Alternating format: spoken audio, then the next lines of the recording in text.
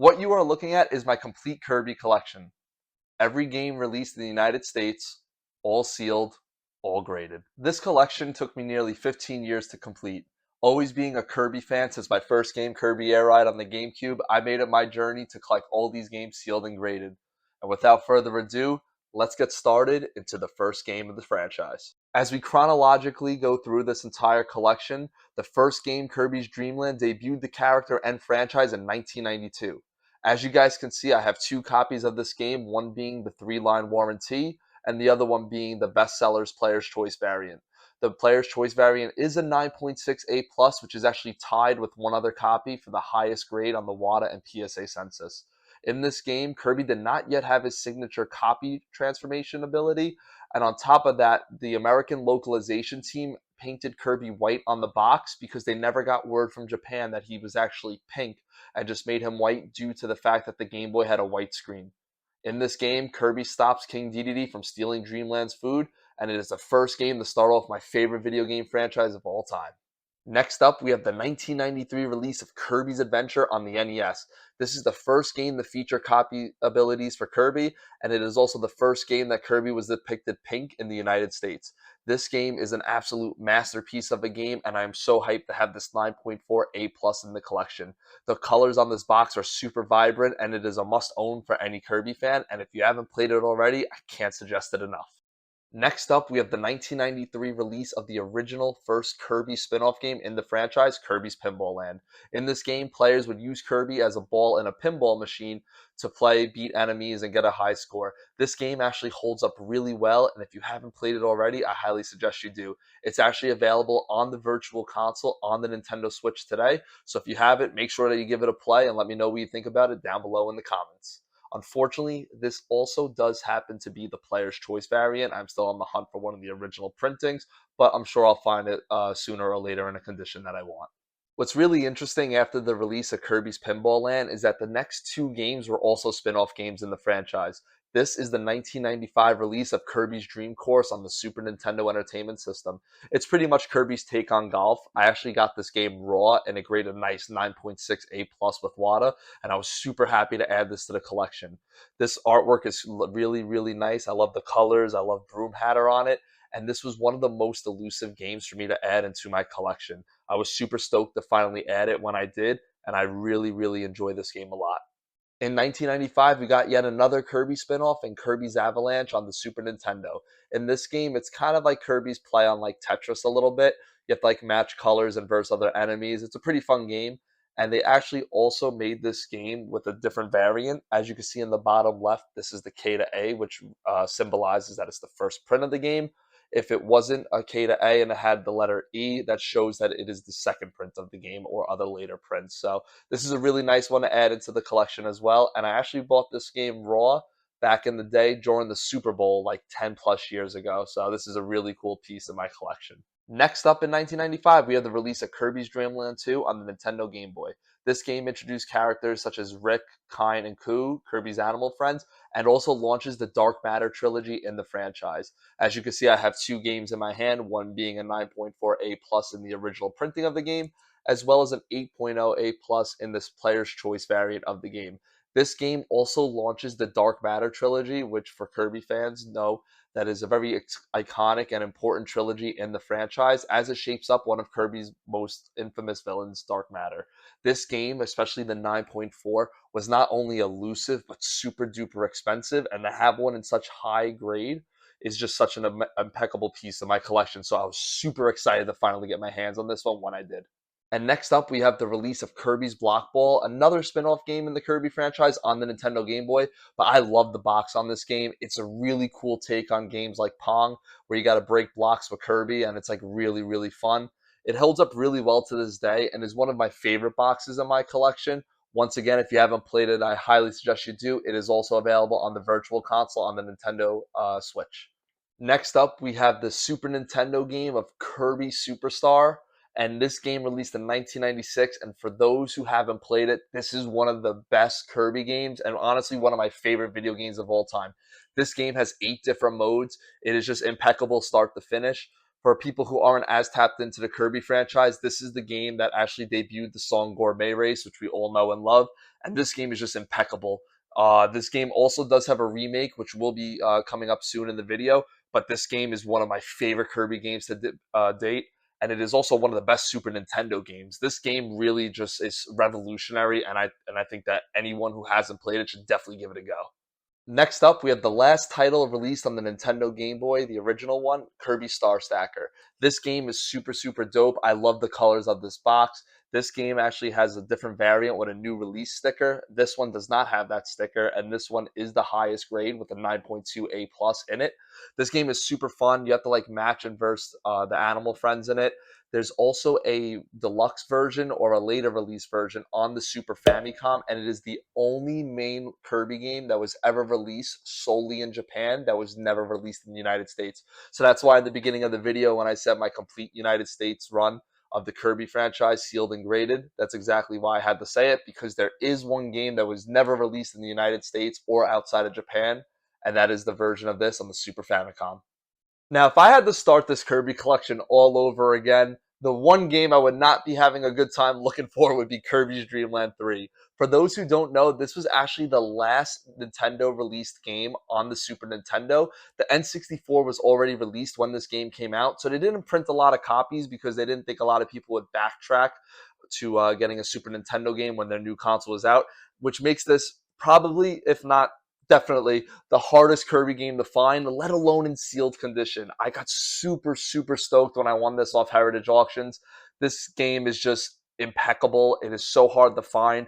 And a little fun fact, so along with being the second game in the Dark Matter trilogy that we mentioned earlier, this is actually one of the only first-party Nintendo games that was released when they actually feature blood in the game, and that is when you verse the secret boss of the game, Zero. Another super elusive game to find is Kirby's Tilt and Tumble on the Nintendo Game Boy Color. This is the only game Kirby has on that console, and in this game you have to tilt your Game Boy to control Kirby and balance him. So it's kind of funny that if you watch people that speedrun this game, they actually speedrun it while holding their GameCube because apparently it's a more accurate feel. This game is also featured though, however, on the Nintendo Virtual Console on the Nintendo Switch, so you could play it with the Game Boy Virtual Console with the Pro Remote. So you're actually able to use the Pro Remote to control Kirby, and it is more accurate than the GameCube holding, in my opinion. So definitely check this one out. This game has a super duper low pop to find it sealed. So I was so stoked to add this to the collection, and I think that the box art is beautiful on this game. The colors are so vibrant, and I really love this in the cabinet. Released in 2000, Kirby's only game on the Nintendo 64, Kirby and the Crystal Shards, is the only Kirby game, well, the first Kirby game that you were able to combine copy abilities in. It's super fun. It is the last game in the Dark Matter trilogy. It really holds up well with time, and I highly suggest you played it if you haven't already. The final and secret boss of this game are insane, and it is honestly one of my favorite Kirby games to date. And now we're getting up to the games that I grew up on. This 2002 release of Kirby's Nightmare in Dreamland is a remake of the original game Kirby's Adventure on the Nintendo Entertainment System. This game also has a post-game mode where you can play as Meta Knight. I really love the box art of this game. As you can see, you have renders from Kirby and Meta Knight from the Kirby Right Back at You anime, which I used to watch every Saturday morning. This game is really, really fun. There is ability to play with other players on it. They added some mini games as well that weren't in the original release. Another must play that is available on the Virtual Console if you haven't already. Next up is what is the most important Kirby game of all time to me, Kirby Air Ride on the Nintendo GameCube. This 2003 release was Kirby's first racing game, and this game is the first Kirby game that I've ever played and is what made me the Kirby collector to this day. I have put numerous hours, completed the checklist multiple times on this game, and this game is just such an honor to have, and I can't believe that I have a sealed one in my collection. This game is the sole reason why I collect Kirby the way I do, why I'm obsessed with it, and I'm really just my all-time favorite video game. This game means so much to me. This game is just impeccable in any way. It holds up really well with time. I'm super happy that we finally got a remake of it, or a sequel rather, in 2025. And I just couldn't be more happy to have this in my collection along with my original CIB copy. If you haven't played Kirby Air Ride, please do. There's not I can't praise this game enough. This game is just my favorite video game of all time, and I'm so grateful to have this. Next up, we have the first mainline Kirby game I ever played, Kirby and the Amazing Mirror on the Nintendo Game Boy Advance. This game is super duper fun. It's a Metroidvania game, so if you guys are a fan of that and you want to test out something Kirby, this is the one to go. As a broken record player, also available on the virtual console. You could play with actually up to 4 players in this Metroidvania game.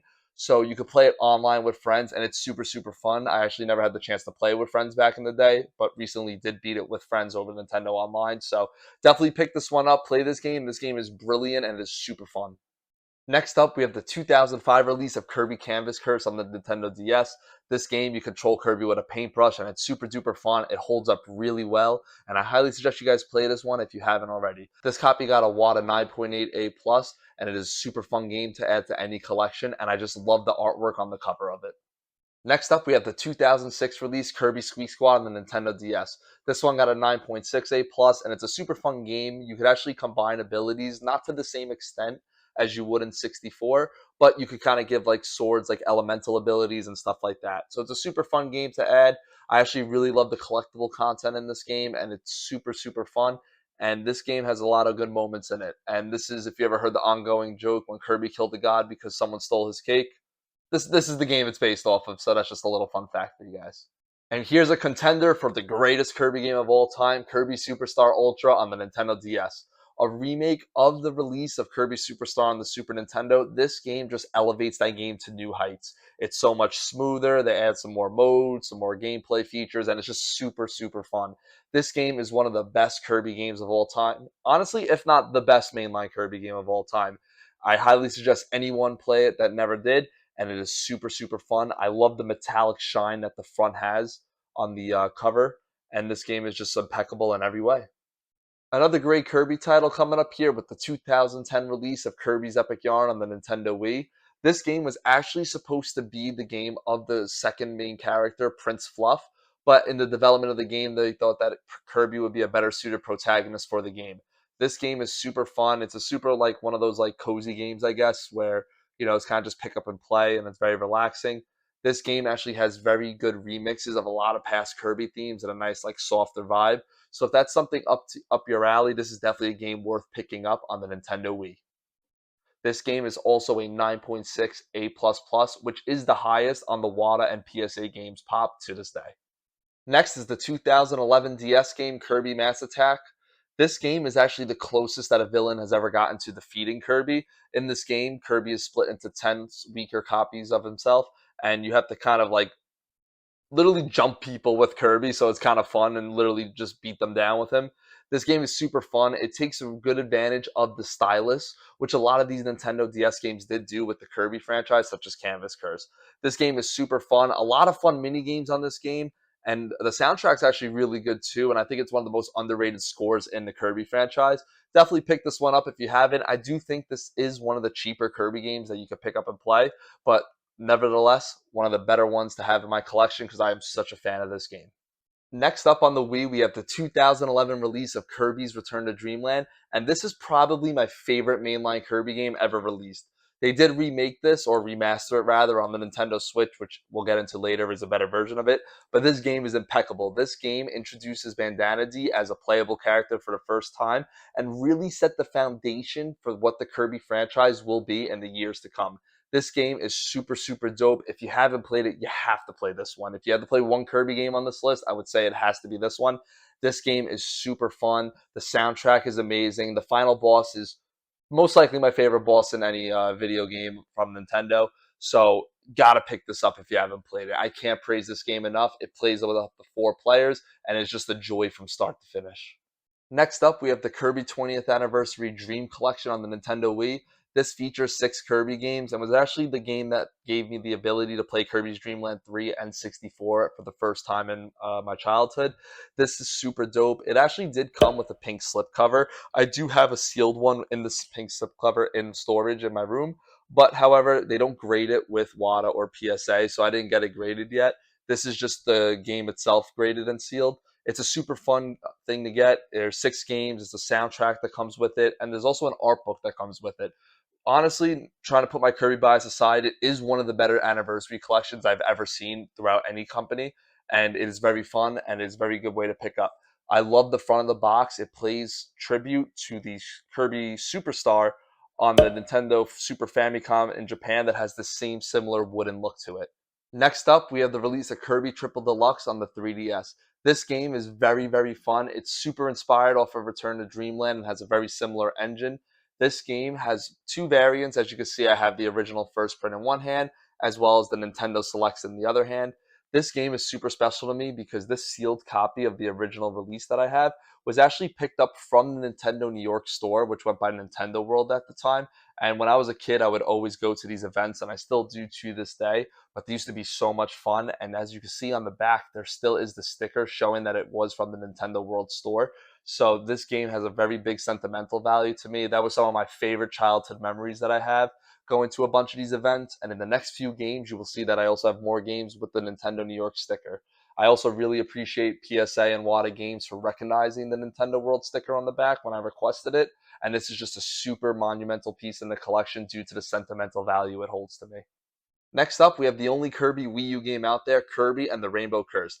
This game isn't a direct sequel, but has the same gameplay as Kirby Canvas Curse, where you control Kirby with a paintbrush.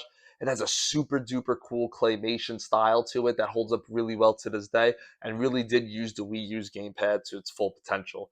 As you can see on the back of this box, it also has the Nintendo World sticker from the event that I went to as a kid.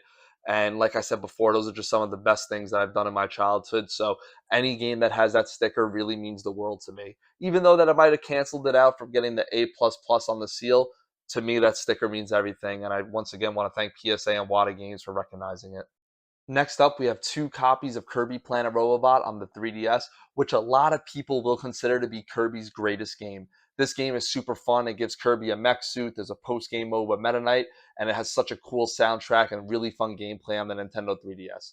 The reason I have two of these is I actually had two extra sealed copies. One of them do have the Nintendo sticker from Nintendo New York once they did the name change. So that's one that got the 9.8 A plus. And the one that has the 9.8 A plus plus does not have the Nintendo New York sticker. So I thought I would just keep both because I would have the high tied for the highest grade on the pop report, as well as having one that means the world to me. So as you can see, here are my two copies, and let's take a look at the next game. Next up on the 3DS, we have Kirby Battle Royale. This is a spin-off game when Kirby and Bandana D pretty much have a competition that King DDD hosts, and you verse clone Kirbys. And it's pretty much like a Kirby take on like mini games of Mario Party. This game actually does have what I believe is the most underrated cover of a Kirby game. As you can see, there's the dots on the cover on the characters, and it reminds me of like the Into the Spider-Verse Jack Kirby comic look.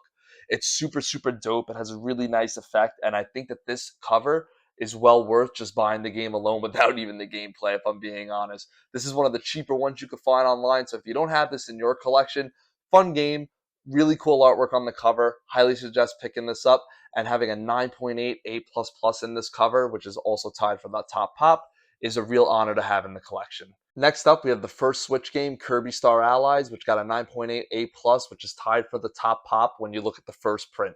This first print of the game is very cool to have in the collection. The game started off a little bit slower, but they did add a lot of DLC when you could play as a very numerous amount of Kirby characters with unique movesets, so it did save the game in my opinion. The end game and post game are super fun in this one. I won't lie, the original worlds leading up to the final world are a little bit of a letdown in comparison to like Kirby Triple Deluxe, Planet Robobot, and Return to Dreamland. But the DLC and the post game did make up for it, which made it a super fun game in the Kirby franchise. The ending is super dope, and if you haven't heard the Star Conquering Traveler, which is the final boss theme of this game, I highly suggest you give it a listen. It is super, super dope, and it really pays homage to the first Kirby game in the franchise. Here we have Kirby's Extra Epic Yarn on the Nintendo 3DS in a stunning 95 plus VGA, which is a super hard grade to come by. This game is a port of the Wii game that has an extra mode called like Demon Mode, where you're followed by one of the demons in the game. I'm gonna be honest with you, this is probably the worst port or remake that Kirby franchise does have. The Wii really just captures the game better. If you just play the core experience on the 3DS, it's fine, but everything they added to it doesn't really enhance that experience and really hurts it, in my opinion. So if you have the Wii version, there's no real reason for you to pick this up, in my opinion. But if you have this version, I guess you know you have the quote unquote better of the two. But yeah, here's Kirby's Epic Extra Yarn on the 3DS. And next, Kirby's debut to the 3D scene. We got Kirby in the Forgotten Land on the Nintendo Switch, which is Kirby's best-selling game, and rightfully so. This game is absolutely phenomenal, start to finish. It's a bit of a similarities to not Kirby, I'm sorry, to Mario's 3D World on like the Wii U or 3D Land. It really is a bit more immersive. It has that linear like level design of it, but I do feel that it does feel more open than that game. I personally have it above those games. So if you love those Mario games, definitely pick this one up. This game is insane. The final boss theme, two planets approach the Roche limit, is just it's peak cinema, honestly. The final boss fight's insane. The post game's insane. The soundtrack. I actually bought a few copies of this game for other people and people who wouldn't even consider themselves Nintendo or Kirby fans. And every single person that I know that played this game, like my cousin, for example, he absolutely loves it. So, yeah, this is a great game for anyone that hasn't picked it up, and I highly suggest that you add it to your collection. And next, we have what is my only PSA WATA 10. I don't have a VGA 100, so my only what a grading company would deem as close to perfect as possible in a video game graded. This is Kirby's Return to Dreamland Deluxe on the Nintendo Switch, and this is just takes my favorite all-time Kirby mainline game and takes it to another level. It ports the game, makes it look beautiful. They added a Magalore epilogue, which is just so insane. The soundtrack is beautiful. They added extra versions of the final boss and really hype this game up. This game has two new copy abilities in Sand and Mecha Kirby, and I really suggest you play it if you haven't already. To have my all-time favorite mainline Kirby game in the gold label of the PSA 10, it's really so sick to add into the collection, and it couldn't be more fitting on a title than this. Next up, we have the first Kirby game released on the Switch 2, which is the Forgotten Land plus Star-Crossed World. This game adds like another story within the Kirby and the Forgotten Land game, which actually ties in perfectly and is a really fun addition to play. You could actually upgrade your original copy on the system, but me being the Kirby collector, I had to buy, two copies, one to play, one to keep sealed of the Switch 2 version. The soundtrack that they added is really cool, has some really good vocals on it, and the story's kind of sick. It's pretty much just the brother trying to get a get back for his brother, taking the L to our dog. So really fun game to add to the collection. Makes the game a lot smoother, a lot crisper, and just takes the Forgotten Land to a more interesting and peak level. And lastly, we have what is my most anticipated game of all time, Kirby Air Riders on the Nintendo Switch 2.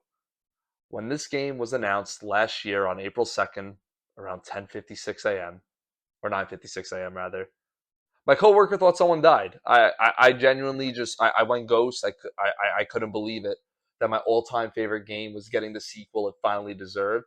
This is the first Kirby game since the original release of Kirby Air Ride in 2003 to be produced and directed by Masahiro Sakurai. And for those who don't know, he's the creator of the Kirby franchise and Smash Brothers. And this game was just it exceeded every expectation I had.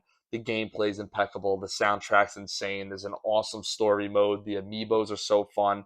There's just nothing. There's no amount of praise I could give this game. So my most anticipated game of all time in the stunning red label, matching the console or the cartridge and the case, and the 9.8 A++ with PSA. The final Kirby game released to be added to my sealed Kirby collection, therefore making it complete and ending the 15-year journey. So there you have it. Every Kirby game from 1992 all the way to the 2025 release. Every game sealed in box and graded. This journey has been nothing short of a roller coaster from the highs and lows of it. I am super stoked that I was able to do this.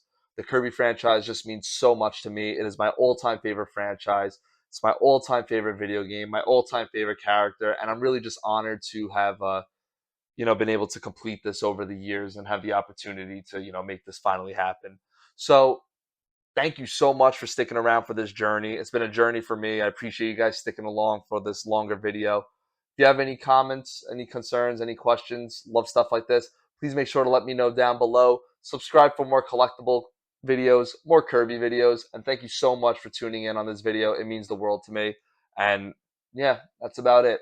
So as always, it's your boy Adam the Kirby Collector. Thank you so much for watching this journey, and have a nice day. See you in the next video.